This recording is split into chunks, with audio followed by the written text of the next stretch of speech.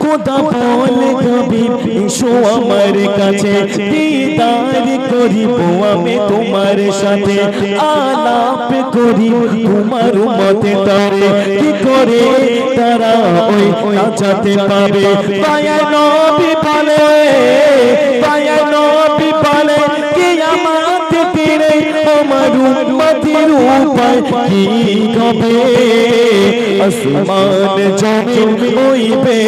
করে কি কেন দেখো ওই কথার কাছে জিবরিল আমিন আসিল তার পথে দিকে গেল নবী ভারতে করে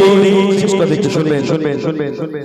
আমার উম্মত কিভাবে দিদার পাবে খোদা বলে নামাজের ভিতর দিদার গাবে আমার উম্মতেরা কমে গাবে সবে নবীদের